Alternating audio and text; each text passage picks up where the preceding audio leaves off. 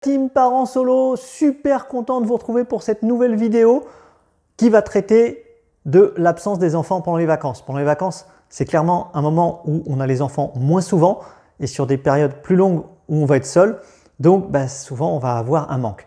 Donc comment on va pouvoir gérer ce manque-là? C'est ce qu'on va voir à travers 7 petits conseils sur le sujet. Juste avant, je voulais vous signaler une petite nouveauté. J'ai créé un lien Tipeee que vous pouvez aller voir juste dans la description. Ce petit lien, c'est simplement pour avoir un petit pourboire sur la chaîne. L'idée, c'est de pouvoir améliorer la qualité de la chaîne, pouvoir créer du contenu et toujours garder cette qualité sans être débordé par la pub. Parce que le but de cette chaîne, c'est de vous apporter de l'aide et pas vous apporter de la pub. Voilà, donc cela dit, on attaque tout de suite. Le premier point, le premier conseil que je peux vous donner ici, c'est de ne pas culpabiliser vos enfants. Alors, cette culpabilisation, elle est rarement volontaire, hein. C'est souvent quelque chose qu'on fait inconsciemment, mais on va commencer à dire à notre enfant qu'il va nous manquer, que ça va être dur sans lui, que la période est longue. Et donc du coup, l'enfant va recevoir en fait ce sentiment et il va partir malheureux.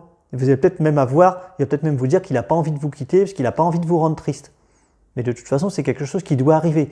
Donc, n'allez pas dans cette voie.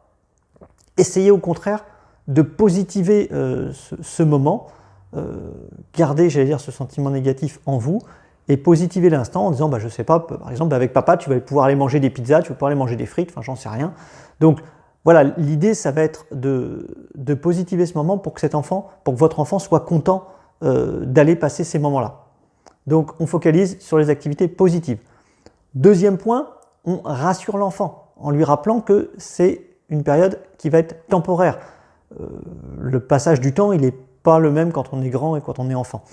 Donc, on va peut-être compter en nombre de dodos, on va peut-être faire ce genre de choses, mais on va le rassurer en tout cas sur le fait que c'est un moment temporaire et qu'après, on va se retrouver.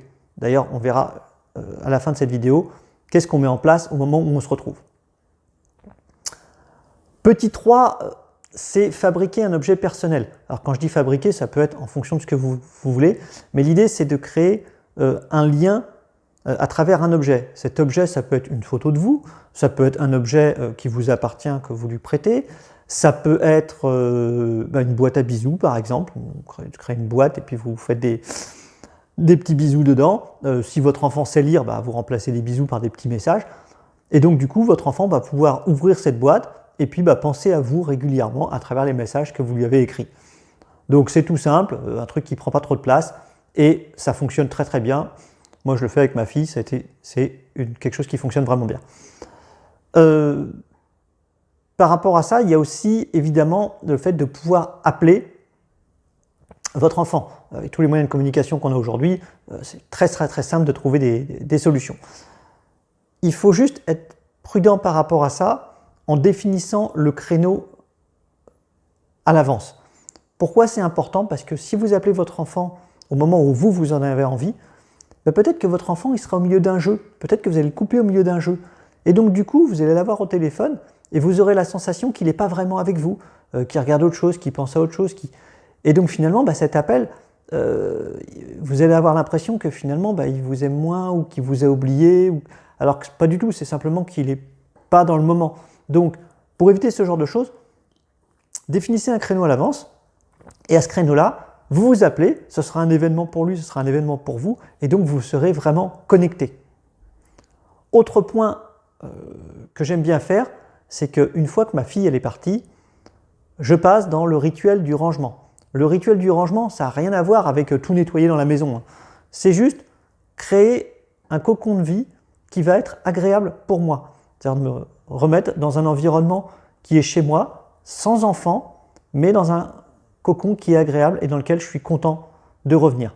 Ça va permettre de ne pas se dire « Oh là là, j'ai pas envie de rentrer à la maison, il n'y a pas les enfants. » Et donc du coup, de déborder sur d'autres travers, de se dire « Bon, écoute, je suis un peu démoralisé, je vais prendre un verre ou je vais prendre un truc. » Donc non, en fait, vous avez simplement besoin de créer un environnement chez vous qui est confortable et ça va vous permettre de mieux passer le cap.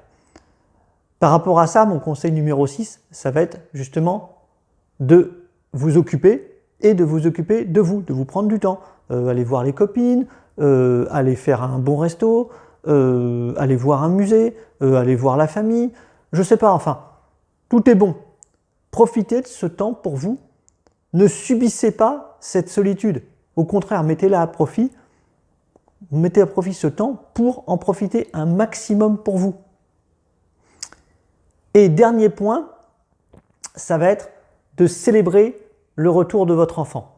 Alors quand je dis célébrer, ça peut être quelque chose de tout simple.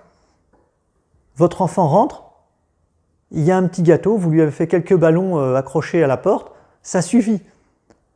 Ici, ce que je veux mettre en valeur, c'est que le temps, il n'est pas fait en minutes et en secondes pour les enfants, il est fait en intensité d'événements. Donc, quand vous allez créer quelque chose d'exceptionnel, ça va marquer votre enfant et cette célébration, ça va lui faire énormément plaisir. Et donc du coup, pour lui, il n'aura pas cette sensation qu'il y a 1, 2, 3 semaines qui sont passées. Il va être content de retrouver, évidemment vous aussi, et vous allez marquer cet événement à travers une célébration. Voilà, j'en ai fini pour cette vidéo. Encore une fois, si vous avez plu, vous n'hésitez pas, hein, le gros pouce bleu de Schtroumpf. Vous partagez massivement la vidéo aux tous les parents solo à qui ça pourrait servir, n'hésitez pas. Et puis écoutez, on se retrouve la semaine prochaine pour une nouvelle vidéo. En attendant, je vous dis à plus tard la team parents solo. Salut, salut!